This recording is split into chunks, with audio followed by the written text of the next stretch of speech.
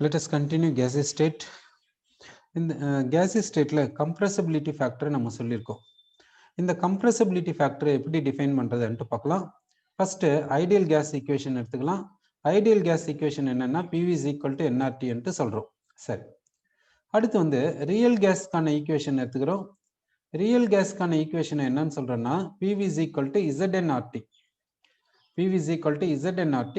Z என்றது என்னன்னா compressibility factor. சரி, இந்த compressibility factor வேணும்ன்றதுக்காக என்ன பண்றேன்னா இந்த 1 into 2 டிவைட் பண்றோம். சரி, 1/2 எடுத்துக்கிறோம். 1/2 எடுத்துக்கினா என்ன வரும்னாக்கா Z is equal to volume of real gas by volume of ideal gas ன்னு வரும். rest of the factors சேமா எடுத்துக்கின்னு கேன்சல் பண்ணிடலாம். ஓகேவா? அப்போ இந்த ஃபர்ஸ்ட் ஈக்குவேஷன் வந்து செகண்ட் ஈக்குவேஷனால டிவைட் பண்றீங்க. டிவைட் பண்ண என்ன வருதுன்னா volume of real gas by volume of ideal gas வருது. ரெஸ்ட் ஆஃப் த டர்ம்ஸ் பிரஷரை கேன்சல் பண்ணுங்க, டெம்பரேச்சர் கேன்சல் பண்ணுங்க, நம்பர் ஆஃப் மோல்ஸை கேன்சல் பண்ணுங்க, காமனா வச்சுக்கோங்க, சேமா வச்சுக்கோங்க. ஓகே, சரி. அப்போ இசட்டுக்கான டெஃபினிஷன் என்ன? இசட்டுக்கான டெஃபினிஷன் என்னன்னா volume of real gas by volume of ideal gas. இதை தான் என்னன்னு சொல்றோம்னா இசட் அன்ட்டு சொல்றோம். சரி, ஓகே. இப்போ இசட் என்னன்னு டெஃபினிஷன் தெரிஞ்சு போயிடுச்சு. இப்போ இசட் வச்சு கிராஃப் எப்படி வரையுது அன்ட்டு பார்க்கலாம். கிராஃப் வரைஞ்சு பார்க்கலாம் எப்படி இருக்குதுன்னு பார்க்கலாம். இந்த இடத்துல என்ன எடுத்துக்கலாம்னா இசட் எடுத்துக்கலாம். இந்த இடத்துல என்ன எடுத்துக்கிறோம்னாக்கா ப்ரெஷர் எடுத்துக்கிறோம். ப்ரெஷர் எடுத்துக்கிறோம். ஐடியல் கேஸ்க்கு கிராஃப் வரைகிறோம், எப்படி வருதுன்னு பார்க்கலாம். ஐடியல் கேஸ்க்கு கிராஃப் வந்து இது மாதிரி வருது. ஐடியல் கேஸ்க்கு கிராஃப் இப்படி வருது. இங்க இசட் எவ்வளவுன்னு பாத்தீங்கன்னா 1. இசட் இஸ் ஈக்குவல் டு 1ன்னா volume of ideal gas is equal to volume of real gas. இப்போ இந்த ரெண்டு பேர் வால்யூம் ஆஃப் ரியல் கேஸ்னுடைய வால்யூம் ஐடியல் கேஸ்னுடைய வால்யூம்க்கு ஈக்குவலா இருந்தால் ரியல் கேஸ்க்கு ஐடியல் பிஹேவியர் இருக்குதுன்னு அர்த்தம். அப்போ எப்போ அது பாசிபிள்? ரியல் கேஸ்க்கு ஐடியல் பிஹேவியர் இருக்குதுன்னா ரியல் கேஸ்னுடைய வால்யூமும் ஐடியல் கேஸ்னுடைய வால்யூமும் எப்படி இருக்கணும்? ஈக்குவலா இருந்தா தானே. அப்போ கம்ப்ரெசிபிலிட்டி ஃபேக்டர் எப்படி இருக்கணும்? 1 இருக்கணும். சரி, அப்போ ஐடியல் கேஸ்க்கு கம்ப்ரெசிபிலிட்டி ஃபேக்டர் எவ்வளவுன்னா 1ன்ட்டு தெரிஞ்சு போயிடுச்சு. சரி, இப்போ மற்ற கேஸ் எடுத்துக்கலாம்.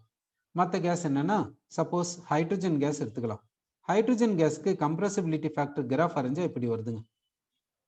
சரி, அப்படின்னா இந்த ஹைட்ரஜன் கேஸ்க்கு இசட் வேல்யூ எப்படி இருக்குதுன்னா 1 விட அதிகமா இருக்குது. ஹைட்ரஜன் கேஸ்க்கு இசட் வேல்யூ 1 விட அதிகமா இருக்குதுன்னா ஏன் அப்படி அதிகமா இருக்குது அப்படின்னா என்ன அர்த்தம் அன்ட்டு பார்க்கலாம். இப்போ நான் ஹைட்ரஜன் கேஸ் எடுத்துக்கிறேன். ஹைட்ரஜன் கேஸ் எடுத்துக்கின்னு ஐடியல் கேஸ் எடுத்துக்கிறேன். ரெண்டுத்தையும் எடுத்துக்கினேன். ஹைட்ரஜன் கேஸையும் ஐடியல் கேஸையும் ரெண்டுத்தையும் எடுத்துக்கணும். இப்போ இந்த ஹைட்ரஜன் கேஸ்க்கு கம்ப்ரெசிபிலிட்டி ஃபேக்டர் எப்படி இருக்குன்னா 1 விட அதிகமா இருக்குது இந்த கிராஃப் பிரகாரம். ஐடியல் கேஸ்க்கு எப்படி இருக்குன்னா 1 இருக்குது.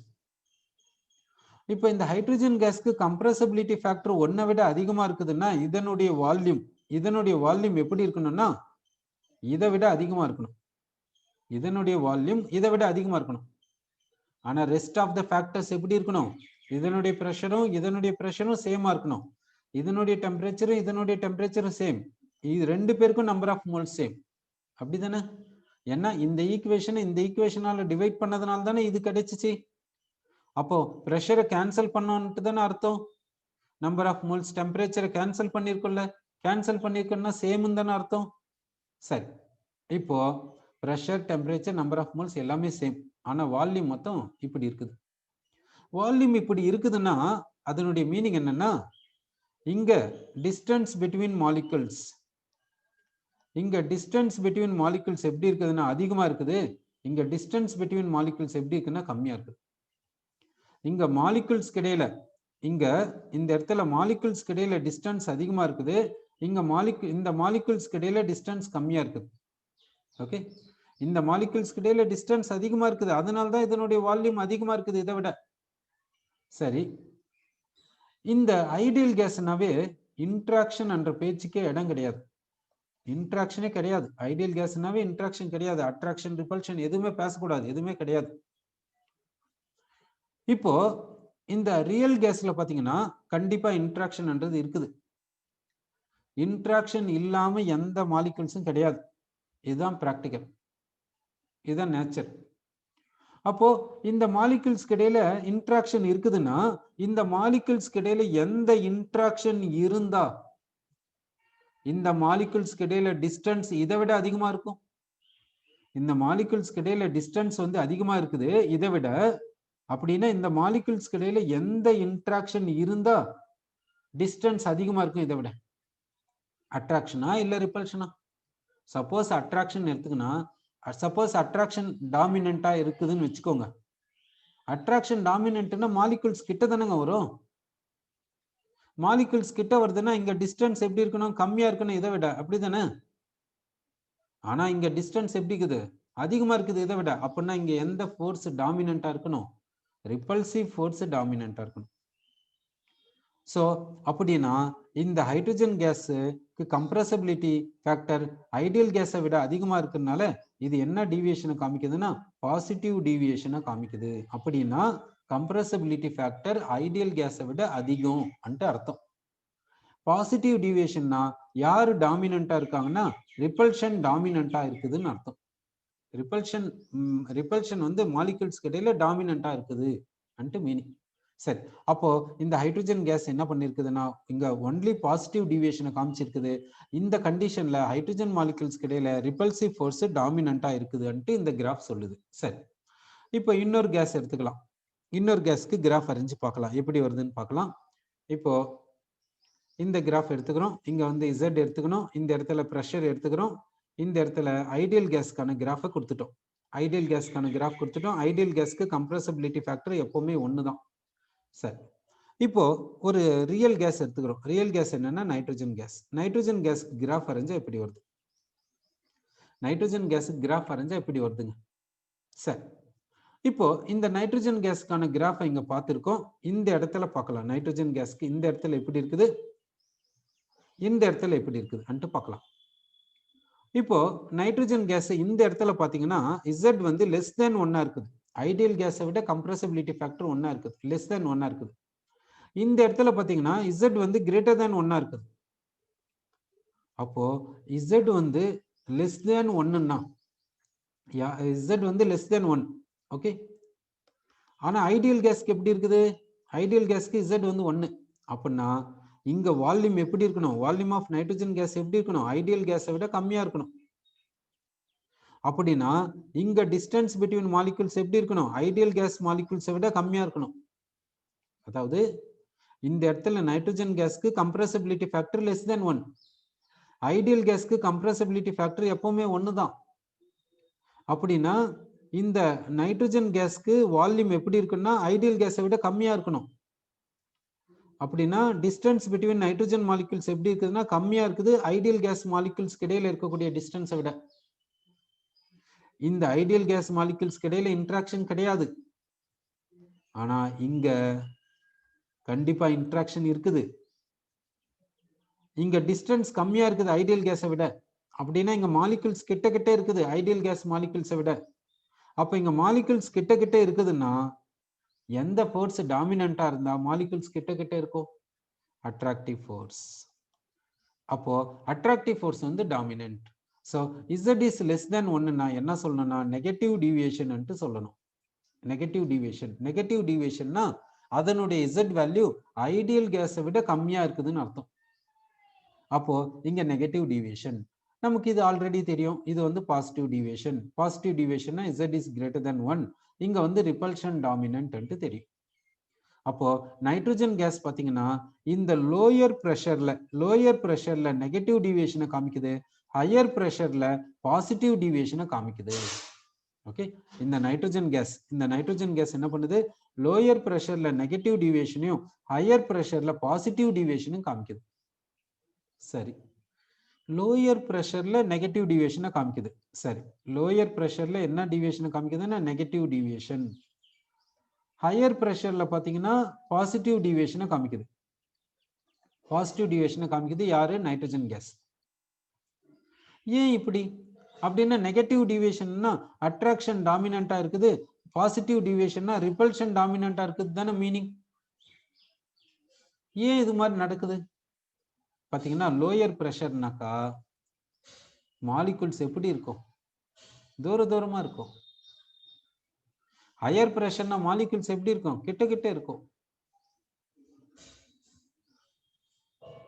அதனால அட்ராக்ஷன் டாமினண்டா இருக்குது, இங்க ரிப்பல்ஷன் டாமினண்டா இருக்குது. எப்பவுமே பாருங்க, ஒரு ஆட்டோமொபைல் டியூபுக்குள்ள காத்து இருக்கும். அந்த நாபை ஓபன் பண்ணுங்க, எப்படி காத்து பிச்சின்னு வருது பாருங்க. உடனே ஒரு செகண்ட்ல எல்லா காத்தும் வெளியே வந்துருது இல்ல.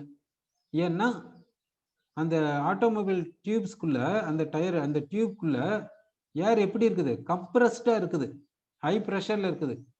அந்த நாபை ஓபன் பண்ண உடனே பாருங்க, டக்குன்னு வந்துருது காத்து. ஏன்? ஏன்னா அங்க மாலிகுல்ஸ் ரொம்ப கிட்ட கிட்ட இருக்குது, அதனால்தான். ஸோ அதனால இங்க வந்து ரிப்பல்ஷன் டாமினண்டா இருக்குது, இங்க பாத்தீங்கன்னா அட்ராக்ஷன் டாமினண்டா இருக்குதுன்ட்டு சொல்ல வரும். சரி, ஓகே. இப்போ சம் அதர் கேஸஸை கூட பார்க்கலாம், எப்படி இருக்கும் அதுக்கு கம்ப்ரெசிபிலிட்டி ஃபேக்டருக்கும் ப்ரெஷருக்கும் கிராஃப் எப்படி இருக்கும்ட்டு பார்க்கலாம். இங்க Z எடுத்துக்கிறோம், இங்க ப்ரெஷர் எடுத்துக்கிறோம். ஐடியல் கேஸ்க்கான கிராஃப் எப்படி வரைஞ்சிரும்? ஐடியல் கேஸ்க்கான கிராஃப். இப்போ ஹைட்ரஜனுக்கு கிராஃப் வரையணும். ஹைட்ரஜனுக்கு கிராஃப் எப்படி வருதுன்னா இப்படி வருது. ஹைட்ரஜனுக்கு கிராஃப் இப்படி வருது. அடுத்து N2க்கு பாத்தீங்கன்னா இப்படி வருது கிராஃப். இது யாருக்குன்னா N2க்கு இப்படி வருது கிராஃப். அடுத்து O2 மாலிகுலுக்கு பாத்தீங்கன்னா இப்படி வருது கிராஃப். O2 மாலிகுலுக்கு பாத்தீங்கன்னா கிராஃப் இப்படி வருது. பாருங்க, O2க்கு நெகட்டிவ் டிவியேஷன் எப்படி இருக்குது நைட்ரஜனை விட பாருங்க. O2 னுடைய நெகட்டிவ் டிவியேஷனை பாருங்க, N2 னுடைய நெகட்டிவ் டிவியேஷனை பாருங்க. சேம் எக்ஸ்டென்ட்ல இருக்குதா பாருங்க. சேம் எக்ஸ்டென்ட்ல இருக்குதா இல்ல டிஃபரெண்ட் எக்ஸ்டென்ட்ல இருக்குதா பாருங்க. சரி, கார்பன் டை ஆக்சைடு எடுத்துக்கலாம். இந்த கார்பன் டை ஆக்சைடுக்கு நெகட்டிவ் டிவியேஷனை பாருங்க எப்படி இருக்குதுன்ட்டு. இப்போ nitrogen, oxygen, carbon di oxide இந்த மூணுமே லோ பிரஷர்ல நெகட்டிவ் டிவியேஷனை காமிக்குது, ஹை பிரஷர்ல பாசிட்டிவ் டிவியேஷனை காமிக்குது. ஆனா எக்ஸ்டென்ட் ஆஃப் நெகட்டிவ் டிவியேஷனை பாருங்க, எக்ஸ்டென்ட் ஆஃப் பாசிட்டிவ் டிவியேஷனை பாருங்க எப்படி இருக்குதுன்ட்டு. சரி, அதை கம்பேர் பண்ணலாம். சரி, இப்போ என்ன பண்றேன்னா இந்த டூ கேஸஸ் எடுத்து கம்பேர் பண்ண போறோம். அதனுடைய நெகட்டிவ் டிவியேஷனையும் பாசிட்டிவ் டிவியேஷனையும் கம்பேர் பண்ண போறோம். இந்த இடத்துல என்ன இருக்குதுன்னா ஐடியல் கேஸ் இருக்குது. ஓகே, இப்போ டூ கேஸஸ் எடுத்துக்கிறோம். ஒரு கேஸ் என்னன்னா நைட்ரஜன் கேஸ். இது என்னன்னா நைட்ரஜன் கேஸ். இன்னொரு கேஸ் எடுத்துக்கலாம். இன்னொரு கேஸ் என்னன்னா கார்பன் டை ஆக்சைடு கேஸ் எடுத்துக்கலாம். கார்பன் டை ஆக்சைடு கேஸ் எடுத்துக்கணும். ஓகே, இப்போ என்ன பண்ணலாம்னா ரெண்டு பேருடைய நெகட்டிவ் டிவியேஷனையும் பாசிட்டிவ் டிவியேஷனையும் கம்பேர் பண்ணலாம். சரி, இப்போ ரெண்டு பேருடைய நெகட்டிவ் டிவியேஷனை கம்பேர் பண்ணணும். சரி, அதுக்கு என்ன பண்ணலாம்னா ஒரு பர்டிகுலர் ப்ரெஷர் எடுத்துக்கலாம். பர்டிகுலர் ப்ரெஷர்ல ரெண்டு பேருக்கும் நெகட்டிவ் டிவியேஷன் எப்படி இருக்குன்னு பார்க்கலாம். இது கார்பன் டை ஆக்சைடினுடைய நெகட்டிவ் டிவியேஷன். அடுத்து நைட்ரஜனுக்கு நெகட்டிவ் டிவியேஷன் எப்படி இருக்குன்னு பார்க்கலாம். இது நைட்ரஜனுக்கு நெகட்டிவ் டிவியேஷன். ஒரு பர்டிகுலர் ப்ரெஷர் எடுத்துன்னு பார்த்தா தானே கம்பேர் பண்ண முடியும். சரி, இப்போ நைட்ரஜன் எடுத்துக்கிறோம், கார்பன் டை ஆக்சைடு எடுத்துக்கிறோம். நெகட்டிவ் டிவியேஷன் பார்க்கலாம். நெகட்டிவ் டிவியேஷன் எப்படி இருக்குதுன்னா நைட்ரஜனுக்கு கம்மியா இருக்குது, ஆனா கார்பன் டை ஆக்சைடுக்கு அதிகமா இருக்குதுங்க. பாருங்க, இது இங்க வந்து Z வந்து 1 யாருக்கு? ஐடியல் கேஸ்க்கு. நைட்ரஜனுக்கு இந்த இடத்துல லெஸ் தென் 1, கார்பன் டை ஆக்சைடுக்கு லெஸ் தென் 1. யாருக்கு Z கம்மியா இருக்குதுன்னா கார்பன் டை ஆக்சைடுக்கு ரொம்ப கம்மியா இருக்குது நைட்ரஜனை காட்டிலும். அப்படின்னா கார்பன் டை ஆக்சைடுக்கு நெகட்டிவ் டிவியேஷன் அதிகம் தானே அர்த்தம். ஏன் கார்பன் டை ஆக்சைடுக்கு நெகட்டிவ் டிவியேஷன் அதிகமா இருக்குது நைட்ரஜனை விட? இப்போ பாருங்க, carbon dioxide easily liquefiable. Carbon dioxide is easily liquefiable. ஆனா நைட்ரஜன் வந்து ஈஸியா லிக்விஃபை ஆகாது. அது என்ன லிக்விஃபை என்ன கேஸ் வந்து லிக்விடா மாறுறது. கார்பன் டை ஆக்சைடு கேஸ் ஈஸியா லிக்விடா மாறிடுது, ஆனா நைட்ரஜன் கேஸ் ஈஸியா லிக்விடா மாறாது கார்பன் டை ஆக்சைடு கம்பேர் பண்ணும்போது. இங்க ரெண்டு பேர்ல யாரை ஈஸியா லிக்விஃபை பண்ணலாம்னா கார்பன் டை ஆக்சைடு ஈஸியா லிக்விஃபை பண்ணலாம் நைட்ரஜனை விட. ஏன்? கார்பன் டை ஆக்சைடுக்கு நெகட்டிவ் டிவியேஷன் அதிகம். நெகட்டிவ் டிவியேஷன் அதிகம்னா மாலிகுல்ஸ்க்கு இடையில அட்ராக்டிவ் ஃபோர்ஸ் எப்படி இருக்குது? அதிகமா இருக்குதுன்னு அர்த்தம். அப்ப கார்பன் டை ஆக்சைடு மாலிகுல்ஸ்க்கு இடையில அட்ராக்டிவ் ஃபோர்ஸ் அதிகமா இருக்குது நைட்ரஜன் மாலிகுல்ஸை விட. அதனால்தான் கார்பன் டை ஆக்சைடுக்கு நெகட்டிவ் டிவியேஷன் அதிகம். அதனால்தான் கார்பன் டை ஆக்சைடு ஈஸியா லிக்விஃபை பண்ணலாம்னு அர்த்தம். சரி, இப்போ பாசிட்டிவ் டிவியேஷனை கம்பேர் பண்ணலாம். அதுக்காக என்ன பண்ணலாம்னா ஹை பிரஷர் பக்கம் எடுத்துக்கலாம். ஹை பிரஷர் பக்கம் எடுத்துக்கிறோம். சரி, இப்போ என்ன செஞ்சுக்கணும், ஹை பிரஷர் சைடு எடுத்துக்கணும். இப்போ எப்படி இருக்குன்ட்டு பார்க்கலாம். கார்பன் டை ஆக்சைடுக்கு எவ்வளவு Z வேல்யூன்ட்டு பார்க்கலாம். இங்க இது வந்து கார்பன் டை ஆக்சைடினுடைய Z வேல்யூ பாருங்க. Z கிரேட்டர் தென் 1 இருக்கனால பாசிட்டிவ் டிவியேஷனுங்க. இப்போ நைட்ரஜனுக்கு பார்க்கலாம். நைட்ரஜனுக்கு பாத்தீங்கன்னா இந்த கிராஃப் அப்படியே எக்ஸ்ட்ராபோலேட் பண்ணுங்க, இந்த பாயிண்டை கிராஸ் பண்ணும். நைட்ரஜனுக்கு பாத்தீங்கன்னா இசட் வேல்யூ பாருங்க எப்படி இருக்குதுன்ட்டு பாத்தீங்களா? யாருக்கு இப்போ இசட் வேல்யூ ரொம்ப அதிகம்னா நைட்ரஜனுக்கு தான் ரொம்ப அதிகம். அப்படின்னா நைட்ரஜனுக்கு வந்து பாசிட்டிவ் டிவியேஷன் ரொம்ப அதிகமா இருக்குது கார்பன் டை ஆக்சைடை விட. பாசிட்டிவ் டிவியேஷன் ரொம்ப அதிகமா இருக்குதுன்னு என்ன அர்த்தம்? ஈஸியா லிக்விஃபை பண்ண முடியாதுன்னு தானே அர்த்தம். கார்பன் டை ஆக்சைடுக்கு பாசிட்டிவ் டிவியேஷன் கம்மியா இருக்குதுன்னா ஈஸியா லிக்விஃபை பண்ண முடியும் தானே அர்த்தம். பாசிட்டிவ் டிவியேஷன் என்ன? ரிப்பல்ஷன் தானே. அப்போ இதுல இருந்து என்ன தெரியுதுன்னா கார்பன் டை ஆக்சைடுக்கு வந்து நெகட்டிவ் டிவியேஷன் அதிகமா இருக்குது, பாசிட்டிவ் டிவியேஷன் கம்மியா இருக்குது. கரெக்டா? ஸோ கார்பன் டை ஆக்சைடுக்கு நெகட்டிவ் டிவியேஷன் அதிகம், ஆனா பாசிட்டிவ் டிவியேஷன் எப்படி இருக்குதுன்னா கார்பன் டை ஆக்சைடுக்கு கம்மி, நைட்ரஜனுக்கு அதிகம். இதுல இருந்தே தெரிஞ்சுக்கலாம் கார்பன் டை ஆக்சைடை ஈஸியா லிக்விஃபை பண்ணலாம் நைட்ரஜனை விட. கரெக்டா? சரி, அப்போ டிஃப்ரெண்ட் கேசஸ்க்கு பாத்தீங்கன்னா அப்படின்னா இப்போ இன்னொன்னு எடுத்துக்கலாம், கார்பன் டை ஆக்சைடு அமோனியாவும் எடுத்துக்கலாம். கார்பன் டை ஆக்சைடு அமோனியா பாத்தீங்கன்னா யாருக்கு லிக்விஃபிகேஷன் டெண்டன்சி அதிகம்னா அமோனியாக்கு லிக்விஃபிகேஷன் டெண்டன்சி அதிகம் கார்பன் டை ஆக்சைடை விட. பாருங்க, கார்பன் டை ஆக்சைடு அட்மாஸ்பியர்ல கேஸா இருக்குதுங்க, ஆனா அமோனியா பாத்தீங்கன்னா லேப்ல யூஸ் பண்ணிருப்பீங்க. அமோனியா லிக்விடை யூஸ் பண்ணிருப்பீங்க, liquor ammonia, ammonium hydroxide solution. Salt analysis பண்ணும்போது அமோனியம் ஹைட்ராக்சைடு சொல்யூஷனை யூஸ் பண்றோம். அமோனியம் ஹைட்ராக்சைடு சொல்யூஷன் எப்படி ப்ரிப்பேர் பண்றது? அமோனியா வாட்டர்ல டிசால்வ் பண்ணா அமோனியம் ஹைட்ராக்சைடு சொல்யூஷன் வரும். அப்போ அமோனியா லிக்விடா இருக்குது தானே. அமோனியம் ஹைட்ராக்சைடு சொல்யூஷனை எப்படி லேப்ல ப்ரிப்பேர் பண்றாங்க? கான்சென்ட்ரேட்டட் அமோனியாவை இண்டஸ்ட்ரியில இருந்து வாங்கிக்குவாங்க. அந்த கான்சென்ட்ரேட்டட் அமோனியாக்கு என்ன பேருன்னா லிக்கர் அமோனியான்னு பேர் சொல்லுவாங்க, லிக்கர் அமோனியா. இந்த லிக்கர் அமோனியா எவ்வளவு வால்யூம் வேணுமோ அவ்வளவு வால்யூம் எடுத்துக்கினா அதுல வாட்டர் ஆட் பண்ணி அமோனியம் ஹைட்ராக்சைடு சொல்யூஷனை லேப்ல ப்ரிப்பேர் பண்ணுவாங்க. அப்படின்னா அமோனியா லிக்விட் ஸ்டேட்ல இருக்குதுன்னு தானே அர்த்தம். அது ப்ரிப்பேர் பண்ணும்போது கேஸ்ல தான் வரும், ஆபர் ப்ராசஸ்ல. அப்புறமா அதை லிக்விஃபை பண்ணிக்கலாம் ஈஸியா. அப்போ அமோனியாவை ஈஸியா லிக்விஃபை பண்ண முடியும் கார்பன் டை ஆக்சைடை விட. அப்போ நெகட்டிவ் டிவியேஷன் இங்க ரெண்டு பேர்ல யாருக்கு அதிகமா இருக்குன்னு நினைக்கிறீங்க? அமோனியாக்கு அதிகமா இருக்கும் கார்பன் டை ஆக்சைடை விட. பாசிட்டிவ் டிவியேஷன் இங்க ரெண்டு பேர்ல யாருக்கு அதிகமா இருக்கும்? கார்பன் டை ஆக்சைடுக்கு அதிகமா இருக்கும் அமோனியா விட. என்ன, அமோனியாவை ஈஸியா லிக்விஃபை பண்ணலாம்ன்றது மீனிங் இதுல இருந்து. சரி, ஓகே. அப்போ இந்த நெகட்டிவ் டிவியேஷனும் பாசிட்டிவ் டிவியேஷனும் எப்படி இருக்குதுன்றதை பார்த்துட்டோம். சரி, இப்போ என்ன பார்க்கறோம்னாக்கா இந்த ஃபர்ஸ்ட்ல நம்ம என்ன பார்த்தோம்னா இந்த ஹைட்ரஜன் கேஸை பார்த்தோம். இந்த ஹைட்ரஜன் கேஸ் என்ன காமிக்குதுன்னா பாசிட்டிவ் டிவியேஷனை மட்டும் காமிக்குதுங்க இங்க. சரி, இந்த கிராஃபை எப்படி வரைஞ்சோன்னா ஒரு பர்டிகுலர் டெம்பரேச்சரை ஃபிக்ஸ் பண்ணிக்கணும், பர்டிகுலர் மோல்ஸை ஃபிக்ஸ் பண்ணிக்கணும், அதன் பிரகாரம் இந்த கிராஃபை வரைஞ்சிருக்கும். இப்போ கொஸ்டின் என்னன்னா இந்த ஹைட்ரஜன் கேஸ் பாசிட்டிவ் டிவியேஷனை மட்டும்தான் காமிக்குமா இல்ல கண்டிஷனை மாத்தினா நெகட்டிவ் டிவியேஷனும் காமிக்குமா? அதான் கொஸ்டின். சரி, இப்போ அப்படின்னா இந்த நைட்ரஜன் கேஸ், இந்த ஹைட்ரஜன் கேஸ் எப்படி பிஹேவ் பண்ணும்ட்டு நம்ம பார்க்கணும். சரி, இது நெகட்டிவ் டிவியேஷனை காமிக்குமா காமிக்காதா அன்றதான் கொஸ்டின்.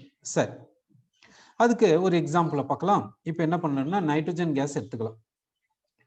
இந்த நைட்ரஜன் கேஸ் எடுத்துக்கின்னு இந்த இடத்துல என்ன பண்ணலாம்னா கம்ப்ரஸபிலிட்டி ஃபேக்டர் இங்க எடுத்துக்கலாம், இங்க ப்ரெஷர் எடுத்துக்கலாம். இப்போ ஐடியல் கேஸ்க்கான கிராஃபை வரைஞ்சிடலாம். ஃபர்ஸ்ட் ஐடியல் கேஸ்க்கான கிராஃப் இதுதான். ஐடியல் கேஸ்க்கு கம்ப்ரஸபிலிட்டி ஃபேக்டர் எவ்வளவுனா 1. சரி, இப்போ நான் நைட்ரஜன் கேஸ் எடுத்துக்கிறேன். எவ்வளவு டெம்பரேச்சர்ல எடுத்துக்கிறேன்னாக்கா -70 டிகிரி செல்சியஸ்ல எடுத்துக்கிறேன். -70 டிகிரி செல்சியஸ்ல நைட்ரஜன் கேஸ்க்கான கிராஃபை வரைஞ்சிடுறேன். இது வந்து -70 டிகிரி செல்சியஸ்ல நைட்ரஜன் கேஸ்க்கான கிராஃபை வரைஞ்சிருக்கேன். நைட்ரஜன் கேஸ் -70 டிகிரி செல்சியஸ்ல நெகட்டிவ் டிவியேஷன் காமிக்குது, பாசிட்டிவ் டிவியேஷனும் காமிச்சிருக்குது. சரி, இப்போ இந்த -70 டிகிரி செல்சியஸை நான் இப்போ என்னவா மாத்திக்கிறேன்னா இப்போ -20 டிகிரி செல்சியஸா மாத்திக்கிறேன். இப்போ -70ல இருந்து -20க்கு போயாச்சு. -70 டிகிரி செல்சியஸை இப்போ -20 டிகிரி செல்சியஸா மாத்திக்கிறேன். டெம்பரேச்சர் பாத்தீங்கன்னா இங்க ரொம்ப கம்மியா இருக்குது இதை விட. அப்போ இங்க அட்ராக்ஷன் எப்படி இருக்குன்னு யோசிச்சு பாருங்க, இங்க அட்ராக்ஷன் எப்படி இருக்கும் யோசிச்சு பாருங்க. அட்ராக்ஷன் மேக்னிடியூட் யாருக்கு? நைட்ரஜன் கேஸ்க்கு தான். டெம்பரேச்சரை மாத்தி எடுத்துன்னுக்கிறோம். நைட்ரஜன் கேஸ் தான், இங்க வேற கேஸ் கிடையாது, ஒன்லி நைட்ரஜன் கேஸ் தான் டிஸ்கஸ் பண்றோம். -70 டிகிரி செல்சியஸ்ல நைட்ரஜன் கேஸ் மாலிகுல்ஸ் இடையில அட்ராக்ஷன் எப்படி இருக்கும்? -20 டிகிரி செல்சியஸ்ல நைட்ரஜன் கேஸ் மாலிகுல்ஸ் இடையில அட்ராக்ஷன் எப்படி இருக்கும் when the pressure is same for both. pressure கான்ஸ்டன்ட்டா வெச்சுக்கின்னு பார்க்கணும். ஓகே, அட்ராக்ஷன் மேக்னிட்யூட கம்பேர் பண்ணி பாருங்க, எங்க அதிகமா இருக்கணும்? நோ டவுட் இங்க தான் அதிகமா இருக்கும் இதை விட. சரி, ரிப்பல்ஷன் மேக்னிட்யூட பார்க்கலாமே. ரிப்பல்ஷன் மேக்னிட்யூட் வேணும்னா அதுக்கு தகுந்த பிரஷரை எடுத்துக்கணும். ஓகேவா, அட்ராக்ஷன் மேக்னிட்யூட பார்க்கும்போது அதுக்கு தகுந்த பிரஷர் எடுத்துக்கோங்க, ரிப்பல்ஷன் மேக்னிட்யூட பார்க்கும்போது அதுக்கு தகுந்த பிரஷர் எடுத்துக்கோங்க. ரிப்பல்ஷன் மேக்னிட்யூட் பாத்தீங்கன்னா எங்க அதிகமா இருக்குன்னாக்கா, இங்க எந்த இடத்துல அதிகமா இருக்கும் அன்ட்டு நினைக்கிறீங்க? இந்த இடத்துல அதிகமா இருக்கும், இந்த இடத்துல கம்மியா இருக்கும். சரி, இது செக் பண்ணி பார்க்கலாம். இது கரெக்டா இல்லையான்னு செக் பண்ணி பார்க்கலாம். சரி, இப்போ என்ன பண்ணலாம்னாக்கா, இப்போ -20 டிகிரி செல்சியஸ்க்கான கிராஃபை வரையணும். -20 டிகிரி செல்சியஸ்க்கான கிராஃபை இங்க வரையணும்.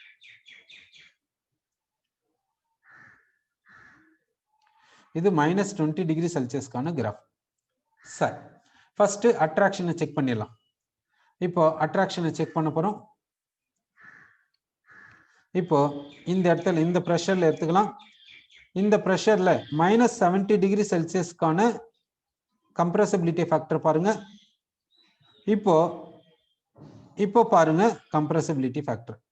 ஓகே, சோ -70 டிகிரி செல்சியஸ்ல கம்ப்ரசிபிலிட்டி ஃபேக்டர் ரொம்ப கம்மியா இருக்குது, அதனால அட்ராக்ஷன் அதிகமா இருக்குது -20 டிகிரி செல்சியஸை விட. ஓகே, இந்த பாயிண்ட் ஓகே.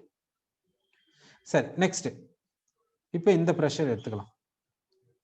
இந்த பிரஷர்ல எப்படி இருக்கும் கம்ப்ரசிபிலிட்டி ஃபேக்டர் அன்ட்டு பார்க்கலாம். இந்த பிரஷர்ல கம்ப்ரசிபிலிட்டி ஃபேக்டர் எப்படி இருக்குன்னு பார்க்க போறோம். ஓகே, இது வந்து யாருக்குன்னா -70 டிகிரி செல்சியஸ்க்கு, -70 டிகிரி செல்சியஸ்க்கு. இது யாருக்குன்னா -20 டிகிரி செல்சியஸ்க்கு. அப்போ இந்த -20 degree Celsius -20 degree செல்சியஸ்க்கு compressibility factor அதிகமா இருக்குது, -70 டிகிரி செல்சியஸ்க்கு கம்ப்ரசிபிலிட்டி ஃபேக்டர் கம்மியா இருக்குது. சரி, ஸோ -70 டிகிரி செல்சியஸ்ல கம்ப்ரசிபிலிட்டி ஃபேக்டர் கம்மியா இருக்குது, -20 டிகிரி செல்சியஸ்ல கம்ப்ரசிபிலிட்டி ஃபேக்டர் அதிகமா இருக்குது. கம்ப்ரசிபிலிட்டி ஃபேக்டர் அதிகமா இருக்குதுன்னா ரிப்பல்ஷன் அதிகமா இருக்குதுன்னு அர்த்தம், கம்ப்ரசிபிலிட்டி ஃபேக்டர் கம்மியா இருக்குதுன்னா ரிப்பல்ஷன் கம்மியா இருக்குதுன்னு அர்த்தம். இது ரெண்டுமே பாசிட்டிவ் டிவியேஷன்ல தான் இருக்குது. ஓகே, இங்க பாசிட்டிவ் டிவியேஷனை பத்தி தான் பேசுறோம். அப்படின்னா -70 டிகிரி செல்சியஸ்ல கம்ப்ரசிபிலிட்டி ரிப்பல்ஷன் கம்மியா இருக்குது, -20 டிகிரி செல்சியஸ்ல ரிப்பல்ஷன் அதிகமா இருக்குதுங்க. சரி, ஓகே, இப்படி இருக்குது இந்த கிராஃப் பிரகாரம். இப்போ இந்த பாயிண்ட் எடுத்துக்கலாம், இப்போ பார்க்கலாம். இப்போ பாத்தீங்கன்னா -20 டிகிரி செல்சியஸ்ல கம்ப்ரசிபிலிட்டி ஃபேக்டர் எப்படி இருக்குதுன்னு பாருங்க. -70 டிகிரி செல்சியஸ்ல கம்ப்ரசிபிலிட்டி ஃபேக்டர் எப்படி இருக்குதுன்னு பாருங்க. ஓகே, சோ -70 டிகிரி செல்சியஸ்ல கம்ப்ரசிபிலிட்டி ஃபேக்டர் அதிகமா இருக்குது, ஆனா -20 டிகிரி செல்சியஸ்ல கம்ப்ரசிபிலிட்டி ஃபேக்டர் கம்மியா இருக்கு. சரி, இப்போ இதுவும் பாசிட்டிவ் டிவியேஷன் தான். ஓகே, இப்போவும் பாசிட்டிவ் டிவியேஷன் தான். -70 டிகிரி செல்சியஸ்ல கம்ப்ரசிபிலிட்டி ஃபேக்டர் அதிகமா இருக்குது, -20 டிகிரி செல்சியஸ்ல கம்ப்ரசிபிலிட்டி ஃபேக்டர் கம்மியா இருக்குது. அப்படின்னா ரிப்பல்ஷன் இங்க அதிகமா இருக்குது, ஏன்னா பாசிட்டிவ் டிவியேஷன், இங்க ரிப்பல்ஷன் கம்மியா இருக்குது. அப்படின்னா பாருங்க ரிப்பல்ஷன் எப்படி எல்லாம் இருக்குது பாருங்க. பிரஷரை மாறுச்சுன்னா எப்படி மாறுது பாருங்க. ஓகேங்களா, சரி, அப்பனா லோயர் பிரஷர்ல எப்படி இருக்குது பாருங்க நெகட்டிவ் டிவியேஷன், ஹையர் பிரஷர்ல எப்படி இருக்குது பாருங்க. சரி, இன்னொன்னு கூட பார்க்கலாம். இந்த நெகட்டிவ் டிவியேஷன்ல இன்னொன்னு பார்க்கலாம். இந்த பிரஷர் இந்த பாயிண்ட் எடுத்துக்கலாம். இப்போ இங்க பாத்தீங்கன்னா இது வந்து யாருக்குன்னா -70 டிகிரி செல்சியஸ்க்கு, இதுக்கு யாருக்குன்னா -20 டிகிரி செல்சியஸ். ஓகே, அப்ப நெகட்டிவ் டிவியேஷன்ல வேரியேஷன் வரல. கரெக்டா, நெகட்டிவ் டிவியேஷன்ல வேரியேஷன் வரல, பாசிட்டிவ் டிவியேஷன்ல தான் வேரியேஷன் வருது. பாசிட்டிவ் டிவியேஷன்ல பாத்தீங்கன்னா ரிப்பல்ஷன் வந்து ரெண்டு விதமா பிஹேவ் பண்ணுது. மாடரேட் பிரஷர்ல ஒரு மாதிரியும் ஹையர் பிரஷர்ல ஒரு மாதிரியும் பிஹேவ் பண்ணுது. சரி, அப்படின்னா இதை ரிமெம்பர் பண்ணிக்கணும், இந்த பாசிட்டிவ் டிவியேஷனை நம்ம ரிமெம்பர் பண்ணிக்கணும்ட்டு புரியுது. ஓகே, ஹை பிரஷர்ல இப்படி பிஹேவ் பண்ணுது, மாடரேட் பிரஷர்ல இப்படி பிஹேவ் பண்ணுதுன்ட்டு நமக்கு தெரியுது. சரி, ஓகே, இப்போ டெம்பரேச்சரை மாத்தலாம், கிராஃப் எப்படி இருக்கும்ட்டு பார்க்கலாம். இந்த கிராஃப் இன்னும் முறை வரைகிறோம். இந்த இடத்துல கம்ப்ரசிபிலிட்டி ஃபேக்டர் எடுத்துக்கிறோம், இந்த இடத்துல பிரஷர் எடுத்துக்கிறோம். இப்போ ஐடியல் கேஸ்க்கான கிராஃப் வரைகிறோம். ஐடியல் கேஸ்க்கு வந்து கம்ப்ரஸபிலிட்டி ஃபேக்டர் வந்து 1. சரி, இப்போ -70 டிகிரி செல்சியஸ்ல கிராஃப் எப்படி இருக்கும்னு பார்க்குறோம். இது வந்து -70 டிகிரி செல்சியஸ்ல வரைஞ்சிருக்கோம். யாருக்குன்னா நைட்ரஜன் கேஸ்க்கு நம்பர் ஆஃப் மோல்ஸ் ஃபிக்ஸ்டா பண்ணியாச்சு. அடுத்து -20 டிகிரி செல்சியஸ்ல கிராஃப் எப்படி இருக்குன்னு பார்க்குறோம். இது -20 டிகிரி செல்சியஸ்ல கிராஃப் வருது. சரி, இப்போ டிப் ஆஃப் அதாவது negative deviation, extent of negative டிவியேஷனை பார்க்கலாம். ஓகே, இப்போ -70 டிகிரி செல்சியஸ்ல எக்ஸ்டென்ட் ஆஃப் நெகட்டிவ் டிவியேஷன் எப்படி இருக்குதுன்னு பார்க்கலாம். Extent of negative deviation -20 degree செல்சியஸ்ல எக்ஸ்டென்ட் ஆஃப் நெகட்டிவ் டிவியேஷன் எவ்வளவு இருக்குதுன்னு பார்க்கலாம். நெகட்டிவ் டிவியேஷன் எக்ஸ்டென்ட்னா இந்த இடத்துல இருந்து இந்த இடம் வரைக்கும் இவ்வளவு டிஸ்டன்ஸ் தான் extent of negative deviation -70 degree செல்சியஸ்க்கு. -20 டிகிரி செல்சியஸ்க்கு வேணும்னா இப்படி பார்க்கணும். இதுதான் extent of negative deviation -20 degree செல்சியஸ்க்கு. அப்போ எக்ஸ்டென்ட் ஆஃப் நெகட்டிவ் டிவியேஷன் யாருக்கு அதிகம்னா -70 டிகிரி செல்சியஸ்க்கு அதிகம், -20 டிகிரி செல்சியஸ் கம்மி. அப்போ டெம்பரேச்சரை குறைச்சிக்கினே போனீங்கன்னா, டெம்பரேச்சரை ரெடியூஸ் பண்ண எக்ஸ்டென்ட் ஆஃப் நெகட்டிவ் டிவியேஷன் என்ன ஆகுதுன்னு பாருங்க. டெம்பரேச்சர் டிக்ரீஸ் ஆயினே போச்சுன்னா எக்ஸ்டென்ட் ஆஃப் நெகட்டிவ் டிவியேஷன் என்ன ஆகுதுன்னா குறைஞ்சினே போகுது. அப்படின்னா டெம்பரேச்சரை குறைக்க extent of negative deviation temperature குறையல, அதிகமாகுது. எங்க குறையில அதிகமாகுது. ஏன்னா -70ல இருந்து -20 தானே போறோம். டெம்பரேச்சர் அதிகமாக எக்ஸ்டென்ட் ஆஃப் நெகட்டிவ் டிவியேஷன் குறைஞ்சினே போகுது. அப்படின்னா ஏதோ ஒரு டெம்பரேச்சர்ல நெகட்டிவ் டிவியேஷன் 0 ஆகணும், அதே நேரத்துல பாசிட்டிவ் டிவியேஷன் 0 ஆகணும். கரெக்டா? நெகட்டிவ் டிவியேஷன் 0 ஆன பின்னாடி தானங்க பாசிட்டிவ் டிவியேஷன் வரும். நெகட்டிவ் டிவியேஷன் 0 ஆகாம எப்படிங்க பாசிட்டிவ் டிவியேஷன் வரும்? அப்படின்னா ஏதோ ஒரு பர்டிகுலர் டெம்பரேச்சர்ல எக்ஸ்டென்ட் ஆஃப் நெகட்டிவ் டிவியேஷன் எப்படி இருக்குன்னா 0 ஆகலாமே, ஏன் ஆகக்கூடாது? Extent of negative deviation 0 cross பண்ண பின்னாடி தானே பாசிட்டிவ் டிவியேஷன் வரும்.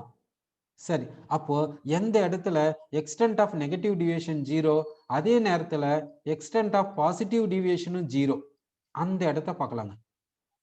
ஏதோ ஒரு டெம்பரேச்சர்ல நெகட்டிவ் டிவியேஷனும் பாசிட்டிவ் டிவியேஷன் 0 வரும் இல்லைங்க, அந்த டெம்பரேச்சரை பார்த்துக்கலாங்க. அப்போ கிராஃப் எப்படி இருக்குன்னா, அந்த நேரத்துல கிராஃப் எப்படி இருக்குதுன்னா இப்படி வருதுங்க.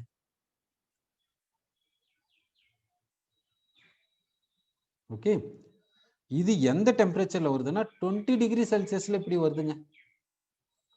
அப்ப இந்த 20 டிகிரி செல்சியஸ்ல பாருங்க, இந்த 20 டிகிரி செல்சியஸ்ல இந்த நைட்ரஜன் கேஸ் எப்படி இருக்குதுன்னா கம்ப்ரஸபிலிட்டி ஃபேக்டர் அப்படியே 1 இருக்குதுங்க. ஐடியல் கேஸினுடைய கம்ப்ரஸபிலிட்டி ஃபேக்டர் என்னவோ அதே வேல்யூ இருக்குதுங்க இங்க.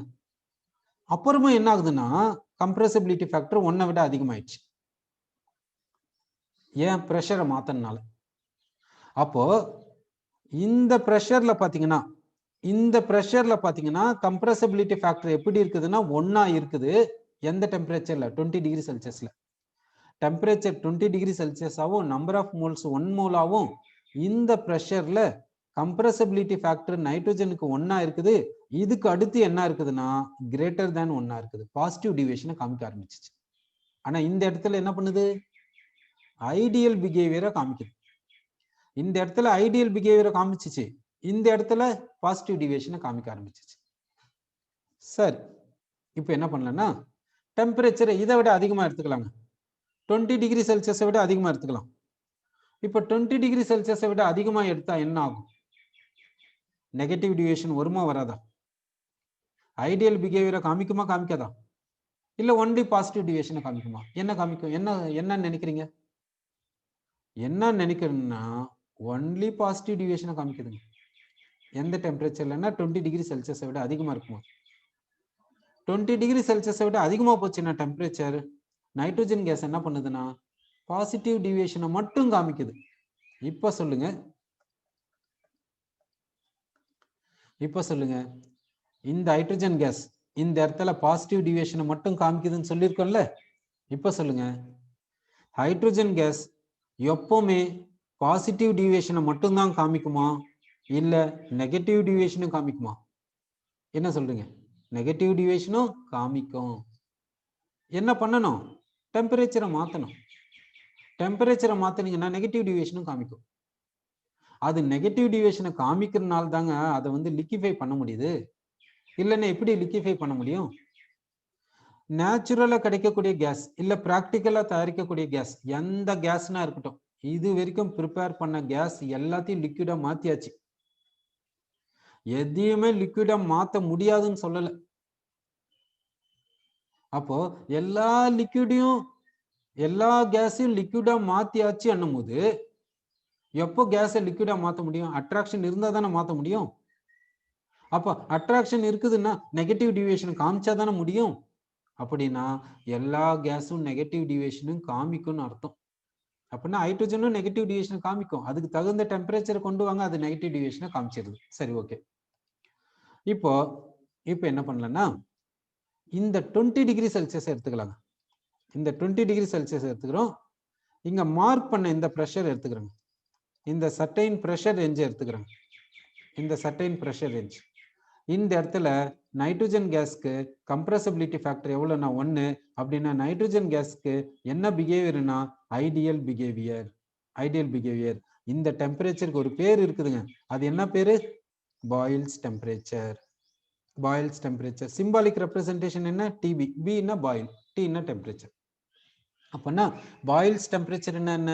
பாயில்ஸ் டெம்பரேச்சர்னா அந்த டெம்பரேச்சர்ல ஒரு சர்டைன் ப்ரெஷர் ரேஞ்சில் அந்த கொடுத்திருக்கிற கேஸ்க்கு வந்து கம்ப்ரஸபிலிட்டி ஃபேக்டர் 1 இருக்கும்.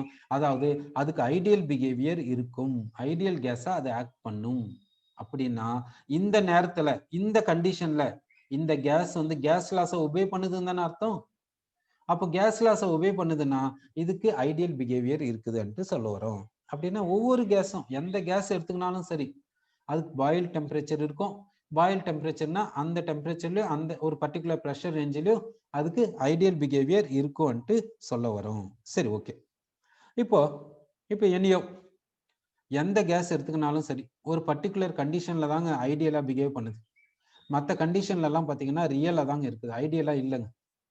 அப்போ ஐடியல் கேஸ் ஈக்குவேஷனை எல்லா கேஸ்க்கும் எல்லா நேரத்திலையும் எந்த கண்டிஷன்லயும் சப்ஸ்டியூட் பண்ண முடியாது. ஐடியல் கேஸ் ஈக்குவேஷன் என்ன? PV is equal to nRT. இந்த ஈக்குவேஷனை எல்லா கேஸ்க்கும் எந்த கண்டிஷன்லையும், எந்த கண்டிஷன் என்ன அர்த்தம்? எந்த டெம்பரேச்சரும் சரி எந்த ப்ரெஷர் இருந்தாலும் சரி எந்த கண்டிஷன்லையும் இதை சப்ஸ்டியூட் பண்ண முடியுமா? முடியாது. ஏன்னா ஏதோ ஒரு பர்டிகுலர் கண்டிஷன்ல தான் கேஸ் வந்து ஐடியல் பிஹேவியர் இருக்குது. அந்த பர்டிகுலர் கண்டிஷன் சொன்ன பாருங்க, அது ஒவ்வொரு கேஸ்க்கும் ஒரு ஒரு மாதிரி இருக்கும். அப்போ எல்லா கேஸ்க்கும் இந்த ஈக்குவேஷனை பயன்படுத்த முடியாது, யூஸ் பண்ண முடியாது. அப்ப யூஸ் பண்ண முடியாதுன்னா இந்த ஈக்குவேஷனை என்ன ஈக்குவேஷனை மாத்திக்கணும். இந்த ஈக்குவேஷன்ல என்னென்ன கரெக்ஷன் செய்யணுமோ கரெக்ஷனை செய்யுங்க. கரெக்ஷனை செஞ்சுட்டு பின்னாடி எல்லா கேஸ்க்கும் அப்ளை பண்ணுங்க எந்த கண்டிஷன்ல வேணாலும். அப்போ இந்த ஈக்குவேஷன்ல கரெக்ஷன் பண்ணணும், இந்த ஈக்குவேஷனை கரெக்ஷன் பண்ணணும். இந்த ஈக்குவேஷன்ல சம் கரெக்ஷன் இருக்குது. இந்த ஈக்குவேஷன்ல சம் கரெக்ஷனை பண்ணீங்கன்னா வரக்கூடிய ஈக்குவேஷனை எல்லா ரியல் கேஸ்க்கும் அப்ளை பண்ண முடியும். சரி, இந்த ஈக்குவேஷன்ல என்ன கரெக்ஷன் இருக்குதுன்னு கரெக்ஷன் பண்றதுக்கு சரி இந்த ஈக்குவேஷனை யார் எக்ஸ்பிளைன் பண்ணுது? Kinetic molecular theory. Kinetic molecular theory சொன்ன அசம்ஷன் எல்லாம் பாருங்க. கைனடிக் மாலிகுலர் தியரி சொன்ன பாஸ்டுலேட்ஸ் எல்லாம் பாருங்க. அதுல எது கரெக்ட் எது தப்புன்னு பாருங்க. அதுல இருந்து எதை கரெக்ட் பண்ணணும்னு பாருங்க. சரி, அப்ப கைனடிக் மாலிகுலர் தியரி சொன்ன பாயிண்ட்ஸ் எல்லாம் பார்க்கலாம். கைனடிக் மாலிகுலர் தியரி என்ன சொல்லுதுன்னா கேஸ் மாலிகுல்ஸ் டைனி மாலிகுல்ஸ் சொல்லுது. அது கரெக்ட் தானே? சரி, அடுத்து கேஸ் மாலிகுல்ஸ்க்கு இடையில இன்ட்ராக்ஷன் கிடையாதுன்னு சொல்லுது. இன்ட்ராக்ஷன் கிடையாதுன்னு சொல்லுது யாரு? Kinetic molecular theory. ஆனா ஆக்சுவலி என்ன? இன்ட்ராக்ஷன் இருக்குது இல்ல. அப்போ இந்த பாயிண்ட்ல கரெக்ஷன் பண்ணணும். இந்த பாயிண்ட கரெக்ஷன் பண்ணிடலாம். இந்த பாயிண்ட கரெக்ஷன் பண்ணீங்கன்னா இந்த ஐடியல் கேஸ் ஈக்குவேஷன்ல கரெக்ஷன் நடக்கும். கரெக்ஷன் நடந்துச்சுன்னா ரியல் கேஸ்க்கு நம்ம எடுத்துன்னு போய் சப்ஸ்டியூட் பண்ணலாம். அப்போ வந்து கரெக்ஷன் என்னன்னா இன்ட்ராக்ஷனை கன்சிடர் பண்ணுன்னு அர்த்தம். இன்ட்ராக்ஷன் என்ன? அட்ராக்ஷன் இல்லைன்னா ரிபல்ஷன். இதை கன்சிடர் பண்ணுங்க. சரி, அடுத்து என்ன சொல்லுது? கைனடிக் மாலிகுலர் தியரி வேற என்ன சொல்லுது? எலாஸ்டிக் கொலிஷன் சொல்லுது. மாலிகுல்ஸ்க்கு இடையில கொலிஷன் என்னன்னா எலாஸ்டிக். சரி, அது இருந்துட்டுமே, கரெக்ட் தானே, அதுல என்ன தப்பு? அடுத்து gas molecules inner wall of the வெசல்ல கொலிஷனுக்கு போறதுனால பிரஷரை எக்ஸர்ட் பண்ணுதுன்னு சொல்லுது, அதுவும் கரெக்ட் தானே. சரி, அடுத்து என்ன சொல்லுதுன்னா volume occupied by gas molecules, volume occupied by gas molecules is negligible to volume of gas அப்படி சொல்லுதுங்க. இந்த பாயிண்ட வச்சுதான் என்ன சொல்றாங்கன்னா PV is equal to nRT இருக்குதுல்ல, PV is equal to nRT ல என்ன சொல்றாங்கன்னா இந்த V என்னன்னு சொல்றாங்கன்னா ஐடியல் வால்யூம் சொல்றாங்க. இந்த பாயிண்ட வச்சு volume occupied by gas molecules is negligible to volume of gas, இந்த பாயிண்ட் எடுத்துக்கின்னு இந்த வால்யூம் ஆஃப் கேஸ் என்னன்னு சொல்றாங்கன்னா வால்யூம் ஆஃப் வெசல்னு சொல்றாங்க. இந்த வால்யூம் ஆஃப் வெசல் என்னன்னு சொல்றாங்கன்னா ஐடியல் வால்யூம் சொல்றாங்க. சரி, ஐடியல் வால்யூம்னா என்ன? இந்த ஐடியல் வால்யூம்க்கு மீனிங் என்ன சொல்றாங்கன்னா ஃப்ரீ வால்யூம் சொல்றாங்க. வால்யூம் இப்போ ஏன் ஃப்ரீன்னு சொல்றாங்க? அப்ப சொல்லியிருக்காங்கன்னா ஏதோ மீனிங் இருக்குதுன்னு அர்த்தம்ல. ஃப்ரீ வால்யூம்னா என்ன அர்த்தம்னா இதனுடைய மீனிங் என்ன அர்த்தம்னா all the gas molecules move freely throughout the volume of vessel, இதுதான் இதனுடைய மீனிங். இந்த V, இந்த PV is equal to nRT ideal gas ஈக்குவேஷன்ல இந்த V ஐடியல் வால்யூம் சொல்றோம். இதுக்கு இன்னொரு பேர் என்னன்னா ஃப்ரீ வால்யூம். இதனுடைய மீனிங் என்னன்னா எல்லா கேஸ் மாலிகுல்ஸும் வால்யூம் ஆஃப் வெசல் எவ்வளவு இருக்குதோ அதுல எந்த இடத்துல வேணாலும் ஃப்ரீயா மூவ் ஆகும் சொல்றாங்க. அப்படின்னா சப்போஸ் இதாங்க வால்யூம் ஆஃப் வெசல், இதாங்க வெசல், இதாங்க வால்யூம் ஆஃப் வெசல்னா இவ்வளவு. இப்போ கேஸ் மாலிகுல் இங்க இருக்குதுங்க. இந்த கேஸ் மாலிகுல் எங்கெங்கெல்லாம் ஃப்ரீயா மூவ் ஆகும்னா எங்க வேணாலும் மூவ் ஆகும். சப்போஸ் இது 1 லிட்டர்னா இந்த கேஸ் மாலிகுல் எவ்வளவு வால்யூம்ல ஃப்ரீயா மூவ் ஆகும்னா 1 லிட்டர்ல ஃப்ரீயா மூவ் ஆகும்னு சொல்றாங்க. இப்போ இன்னொரு மாலிகுல் எடுத்துக்கலாம். இது போல நிறைய மாலிகுல்ஸ் எடுத்துக்கலாம். எல்லா மாலிகுல்ஸும் இதுல இருக்க இந்த வெசல்ல இருக்கக்கூடிய எல்லா மாலிகுல்ஸும் எப்படி மூவ் ஆகும்னா ஃப்ரீயா மூவ் ஆகும். அந்த ஃப்ரீ மூவ்மெண்ட்டுக்கு எவ்வளவு வால்யூம் கிடைக்கும்னா 1 லிட்டர் கிடைக்கும்னு சொல்றாங்க. இந்த வெசல்னுடைய வால்யூம் எவ்வளவோ அவ்வளவு வால்யூம் ஒவ்வொரு மாலிகுலுக்கும் ஃப்ரீ மூவ்மெண்ட்டுக்கு கிடைக்குது சொல்றாங்க. அதாங்க இதனுடைய மீனிங். இந்த free volume, ideal volume, volume of vessel, இதனுடைய மீனிங் இதுதாங்க. ஆனா இது கரெக்டான்னு கொஞ்சம் சிந்திச்சு பாருங்க, திங்க் பண்ணி பாருங்க, இது கரெக்டான்னு. ஏன் கரெக்ட், ஏன் திங்க் பண்ணணும்னு கேக்குறீங்க? பாத்தீங்கன்னா இப்ப கேஸ் மாலிகுல்ஸ் இருக்குதுங்க. கேஸ் மாலிகுல்ஸ் இருக்குதுன்னா அது கொலிஷனுக்கு போதா இல்லையா? கொலிஷனுக்கு போகுது. அது இல்லாம ஒவ்வொரு மாலிகுலுக்கும் சர்டைன் வால்யூம் இருக்குதா இல்லையா? இது டைனி மாலிகுல் தான் இல்லைன்னு, கேஸ் மாலிகுல்ன்றது டைனி, கண்ணுல பார்க்க முடியாதுதான், சரிதான். இருந்தாலும் பார்க்கும்போது மைனூட் லெவல்ல பார்த்து தான் தீரணும், மைனூட் லெவல்ல நினைச்சுதான் தீரணும். மைனூட் லெவல்ல நினைக்கலாம், மைக்ரோ லெவல்ல நினைக்கலாம். அப்போ ஒவ்வொரு மாலிகுலும் மைக்ரோ லெவல் தான், டைனி லெவல் தான் இல்லைன்னு சொல்ல வரல.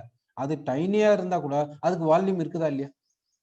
அப்போ அதுக்கு வால்யூம் இருக்குதுன்னா இந்த மாலிகுலினுடைய வால்யூம், இந்த மாலிகுலினுடைய வால்யூம்னால இந்த மாலிகுலுக்கு கிடைச்ச ஃப்ரீ ஸ்பேஸ் கண்டிப்பா குறையணுமா இல்ல சேம் 1 லிட்டர் தான் இருக்கணுமா? மைக்ரோ லெவல்ல பார்க்கும்போது எப்படி இருக்கும்? அப்போ இந்த மாலிகுலுக்கு சம் வால்யூம் இருக்கும், இந்த மாலிகுல் சம் ஸ்பேஸ் ஆக்குபை பண்ணும்.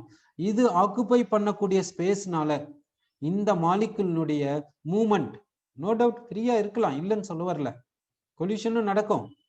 இந்த மாலிகுலுக்கு கிடைக்கக்கூடிய exact volume for exact freeness is exactly 1 litre, இல்லைன்னா 1 லிட்டரை விட கம்மியா. மைக்ரோ லெவல்ல பார்க்கும்போது 1 லிட்டரை விட கம்மின்னு தான் சொல்ல முடியும்.